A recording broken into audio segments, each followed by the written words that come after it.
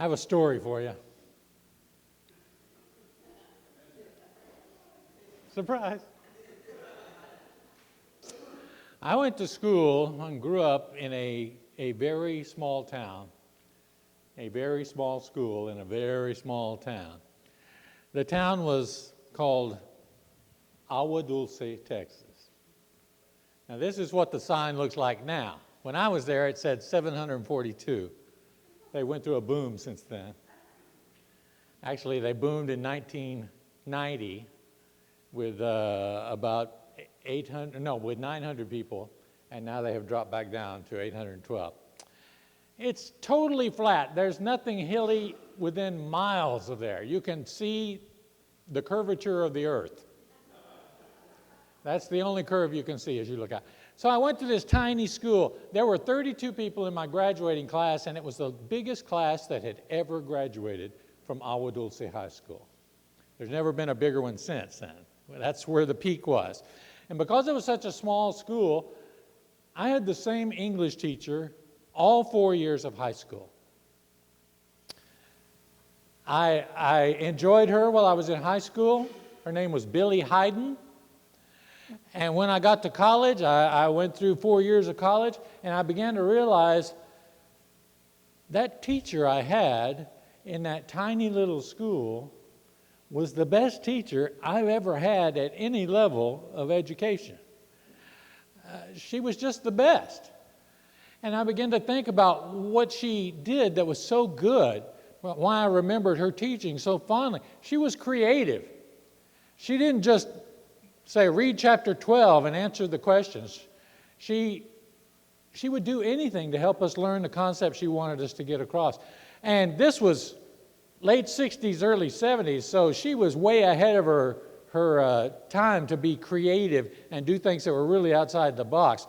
One semester, she let us make a movie. This was pre-videotape. Nobody had video cameras.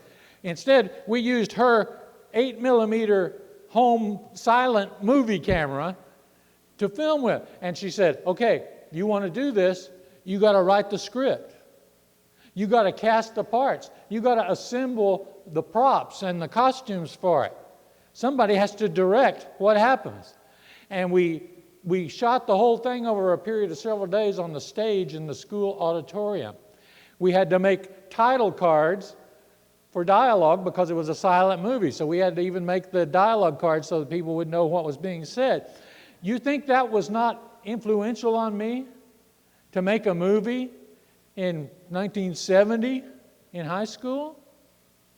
Another semester, she divided us up into groups in our class and said, each group, you have to do something that pertains to the unit we're studying, which is a study about America, American English, and America and its heritage. And so my little group, which had 6 people in it, we decided we were going to do a musical presentation. I started playing the guitar not long before that. I said, we'll do a musical presentation. And we found a couple of songs that would fit, that were sort of patriotic, American folk type songs. And I wrote a couple of new songs for this. We all dressed in red, white, and blue.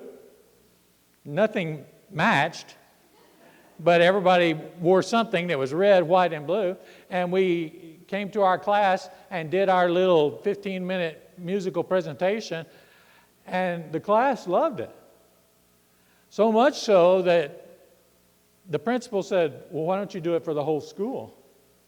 So we did it on the stage where we did that movie in front of the whole school, all 12 grades, right there together. It went over so well, the principal called the school 7 miles away in our rival town and said, you need to have this group come perform for your school. And so we did a tour. A road tour. So we put together an original musical, wrote songs, staged it. You think that was a formative experience for me? Of course it was. That's not all. She would give us extra credit if we read books besides the one that we were assigned every year to read, or every semester to read. I lived at the library. That was like free candy for me. I could get extra points. I was making A++s in her class because I had so many extra points from reading so many library books. You think the kid that lived in a library liked that idea? Yeah. There used to be ads in magazines. You may remember these, some of you who are more seasoned. There were ads in a lot of magazines that said, you could be a successful artist if you can draw this turtle or this pirate. Anybody remember these? You could sign up for the famous artist school, and it was a correspondence course that you would pay good money for, and they would say, you could be a famous artist and make lots of money. There was also one called the Famous Writers School. And you could send off to them, and they would send you an aptitude test to determine if you had the talent and the money to take their course, mostly the money. I found out that Miss Hayden, my English teacher, had actually paid the money to take the Famous Writers course. And when she discovered that I liked to write, she very generously said, here, take all this stuff. It was a huge binder and about 8 books that came with this course. And she said, take it home, read it, see what you think, see if there's anything in there that will benefit you. As the author now of 5 books, do you think that was a pivotal moment in my life? For my English teacher to say, here, you could be a writer. Are you beginning to see why she was so important in my life? She did all these great things. She was our sponsor for UIL events. That stands for the University Interscholastic League, and it's a series of competitions between schools that entails everything from playing a trumpet solo to one-act play, to who can do the most math problems the fastest. UIL has all kinds of events in it. And she was our sponsor for UIL literary events. And in our junior year, I was competing in number sense. Number sense would be like torture to me now. You had 10 minutes to solve as many of 60 or 70 problems that were on a sheet of paper, all kinds of math problems. You had 10 minutes to solve as many as you could.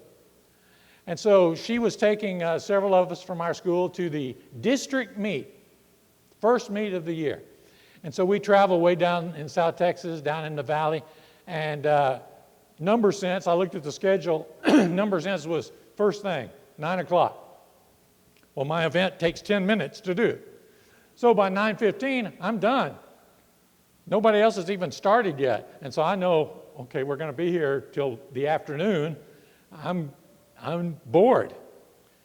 She said, well, why don't you go in this room and sign up for this competition? I said, what is it? She said, it's called persuasive speaking. I said, what do you do? She said, you draw a topic out of a hat, and then you have 30 minutes to prepare a 5 to 7 minute speech. And the goal is for you to persuade the audience to think the way you do. Not knowing any better, I said, okay. And so I walked into this room and put my name on the list for persuasive speaking. And as I sat there waiting for it to begin, people from other schools began coming in, pushing file cabinets on dollies, and huge folders of magazine articles and newspaper clippings, all arranged alphabetically by every possible topic you could imagine. And I was there with a pencil. And so I drew my topic out of the hat along with everybody else, and they started the clock, and we began working, and I sat down and made some notes on a piece of paper. And the guy sitting next to me is going through files and doing things like that, and he had a Newsweek magazine sitting on the table. I said, could I look at that magazine for a second? He kind of looked at me. He slid it over. I paged through the Newsweek magazine and just got a couple of statistics out of it. And went in when it was my turn to do my speech, and I won district. Then I won by district. Then I won regional. Then I went to state competition here in Austin. I did that 2 years, went to state in persuasive speaking. Both times, Miss Hayden drove the car, the school driver's ed car, to bring me to Austin to do the state competition. As a professional speaker, you think that was a contributing factor? Oh, man. Oh, man. She also directed the one-act play that I always tried to get in every year and was in a couple of years, for which I won Best Actor at our district meet. You think that was important to me? I didn't realize all this at the time, but she made me love reading and writing and acting and singing and speaking. And she also has to be somewhat responsible for my love and respect for grammar and spelling. She was hugely important to me. And over the years, I began to wonder what happened to Miss Hayden. That's what everybody called her, Miss Hayden. Wonder what happened to Miss Hayden. I heard years later that she had retired, but that's all I knew. Once the internet came along, I started trying to find her. I tried looking for an address or a phone number. I couldn't find anything about her online. The only time I went back for a reunion at Agua Dulce High School, she wasn't there. She didn't come. And so I thought, well, she's retired. I don't know where she is. I don't know how she is. I just have talked about her many, many times over the years since I got out of high school. And folks, that's been a while. That's been a long while. And I have told many times the story I just told you about all these things she did as an English teacher in a tiny Class B high school that still are as vivid in my memory as anything that happened this past week. I have told so many people she was the best teacher I ever had, and I have always hoped that she somehow was able to feel a sense of pride or accomplishment or satisfaction with her teaching career and the influence she had had. I know it must have been on many, many other people besides just me.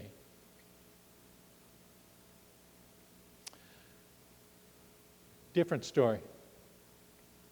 Tuesday of this week, I went to visit my brother in the hospital. He's not doing well. I was shocked to see him. He looked really bad. He obviously felt really bad. He could barely speak. He was in pain. And they were talking already on Tuesday about hospice. And that was a shock to me. He's my big brother. He's 4 years older than me. I went through the death of both my parents, but they were my parents. They were much older than me. This is my brother. I wasn't prepared to think about one of my siblings dying. It never really even crossed my mind. And so I stood there with him and talked to him for a while, and he was so feeble and ill and in pain that it really shook me. And I came home Tuesday night a little bit shaken up. And then I got the phone call. No, not that phone call. I got the phone call where, when I answered, this voice on the other end said, "Mike Robertson, this is Billy Hayden. I'm looking for a persuasive speaker. I don't know what I need somebody to be persuaded to do, but I knew somebody who could do the job." I could not have been more delighted by anything that happened to me. We immediately began to reminisce about things that happened eons ago. And she would remember details that I had forgotten, and I would remember details that she had forgotten. And we were laughing and kept talking. And I said, "How in the world did you find me?" She said, "Somebody told me you had written a book. And I got a copy of one of your books. And because of your book, I found your website." And she said, "On your website, I found a phone number." And I just figured, I'll give it a shot. I said, "I'm so delighted you did that." She's 86 years old and still sharp as a tack. And I have not heard her voice in 47 years. And then out of the blue, on a night when I'm feeling pretty low, here she comes one more time to say, "Hey, remember me?" The most important teacher continues to teach me lessons 47 years later. I didn't want the conversation to end. I kept telling her how influential she had been in my life, and she had completely forgotten that she had loaned me those famous writers' school books. She'd forgotten that. She said, I spent $400 on that course. Never published a thing. I said, well, I want to send you my novel. She said, please, I read constantly. And so the following day, I sent her overnight a copy of my novel because I know, guess what? There's a character in the novel named Haydn. I was searching for names of people to use in the book, and hers, of course, was right there in front of my mind. And so her name is in there. I can't wait. I told her, I'm going to come see you in the next couple of weeks because I want to spend time with her. I want to talk more about the lessons she taught me and how they have changed my life. See, that phone call was a reunion. And reunions can be incredibly joyful celebrations. Now, some people don't look at reunions like that. Some people dread their reunion and say, I'm not going back for my reunion. Well, there's reasons for that. But reunions can be incredibly wonderful, especially if a relationship has been damaged over the years or if it's just been lost. You know, you don't have to actually burn a bridge behind you for the bridge to disappear. Sometimes it's just because you haven't gone back that way in a long time. You forget there's even a bridge there. And so that's why it's so exciting when many years later that reconnection is made, that reunion takes place, and we again encounter somebody who was important in our lives. There's some great reunions in the Bible, and they're joyful times. The reunion when Joseph is reunited with his brothers, the brothers who hated him, the brothers who literally sold him into slavery. You think you dread your high school reunion? How do you think you'd feel about, oh, we're going to face our brother that we sold as a slave 30 years ago? Well, it wasn't an angry, vengeful reunion. It was joyful. Everybody wept tears of joy. Their relationship was restored. They were reunited. There's the one we talked about a couple of weeks ago, when the prodigal son returns home and discovers his father has been just looking down the road, watching for him every day. And the father doesn't say, where have you been? What have you done with all my money? No. He says, let's celebrate. My son has come home. We are reunited. We are together again. And there was much joy. And one of the best reunions is when Jacob comes face to face with his twin brother Esau, the brother that he cheated out of his inheritance many years before. Jacob is full of fear about encountering him because they left on the worst of terms. And he sends all kinds of people as emissaries out in front of him to kind of check the waters. But when he comes up close to Esau, Esau doesn't say, how dare you? What did you do to me? Instead, Esau embraces him. There is much joy. I love the way this artist painted this picture. Look at Jacob's face. Jacob is the one with the dark hair. You can tell on his face he's trying to say, I just want to say I'm sorry. And Esau has no time for that. You don't need to apologize. You are my brother. And finally, we are back together. Everything is forgiven. Reunions are beautiful because they fill a hole. They fill an empty place where a relationship used to live. The first problem, if you go back and read your Bible from the very beginning, the first problem in the world was not sin. The first problem was solitude. See, long before anybody picked the wrong fruit off the wrong tree and ate it, long before that happened, God made everything, and after everything He made, He said, that is good. Until one moment. He made one human being, and He saw this human being wandering around by himself, and God said, wait, this is not right. It is not good for man to be alone. And so God filled that empty space. He united this man with a woman.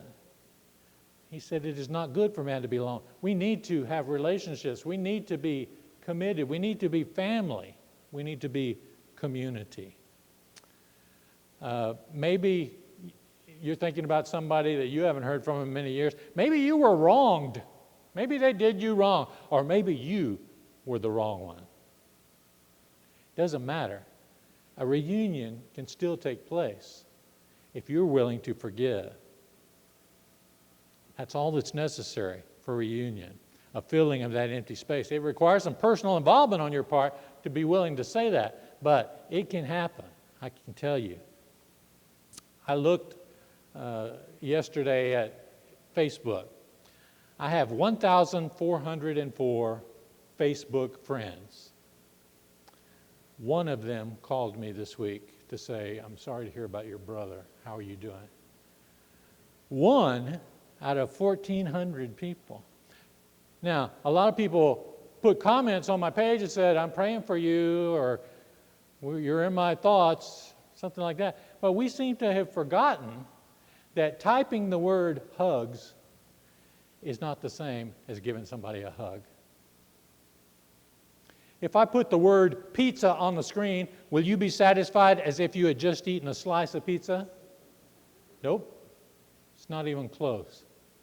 One of the things my brother said to me this week that really stuck with me, he said he had been reading the wishes people left on the website that's set up for people who are going through times like this, for them to post updates and people can comment up. He said, I go on there and I read the wishes that people have left. He said, I appreciate them, but he said, there's some of those people I wish I could talk to, because he said, they keep saying, I'm sending you good thoughts, or I'm sending you good vibes. And he said, good thoughts and good vibes are not going to change anything. I need prayer. I need something real. We're living in an age where it's so easy to say, I care, and it's so hard to show I care. We have to get better at doing that. I went to visit my brother again on Friday. He is now in hospice care. And you know what he was most interested in telling me about? He was most interested in telling me about the phone calls he had gotten from people in Agua Dulce, Texas. Voices that he hasn't heard in more than 50 years. Guys he played football with. Guys he ran track with. Guys that were in his class. He had this sense of wonder in his voice and on his face as he said, you're not going to believe who called me. And he would mention somebody's name that I would recognize. And he was stunned at the fact that somebody would actually call after 50 years. He was excited about the reunion that had taken place, even on the phone. Look, as the church, we should be about the business of making friends, of forming connections, of making networks, and making community where none existed before. We need to make ties that will exist long after the hour we spend here on Sunday morning. Ties that will be there when the bad things happen, when the darkness descends. We need people who are still tied to us when those moments happen. There's a scripture that you all know, which Jesus said, greater love has no one than this, to lay down one's life for one's friends. He doesn't say one's relatives or one's co-workers or one's next door neighbors. Jesus intends for us to be friends. Good friends. Reunions are glorious things. But you can't have a reunion until you have been united the first time. Re means brought back together again. Reunion is united for a second time, or a third, or a fourth, or a fifth time. For us to proclaim to the world, love wins, we have to do much better at practicing what we preach. We have to be able to know the others in this room, and not just their name. We act like it's a huge achievement because, oh, I know her name. That's a good start, but that's not the end. You need to know not just their name, but who they are. And you can't do that on 30 seconds in your way in or out of church on Sunday morning. It takes more than that. It might take you saying, hey, let's have lunch. Or why don't you come by for coffee someday? Or how about if I call you this evening? Let's get to know each other a little bit better. Wouldn't that be a horrible thing? Wouldn't that be a horrible thing if we reached out and formed new connections with people we'd never connected with before?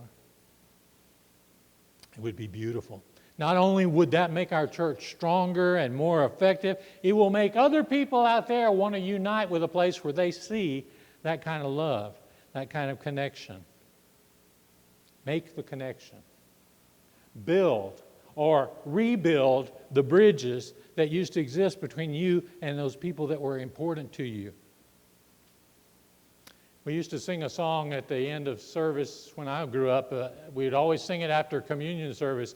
We would all stand and sing a cappella, "Blessed be the tie that binds." Everybody remember that? Blessed be the tie that binds. We cannot be united if we are untied. Make some connections. Begin today. Let's pray. Father, I thank you for the reunions that we get to experience, the times when we remember those joyful moments and those friendships that were so wonderful. Help us realize those friendships require constant care, constant attention. We can't just let them fall by the wayside. I pray that you will help our church become more loving, more connected, more of a community and family. It's so compassionate, so caring for each other that people on the outside can't wait to be part of it. I ask it in Jesus' name. Amen.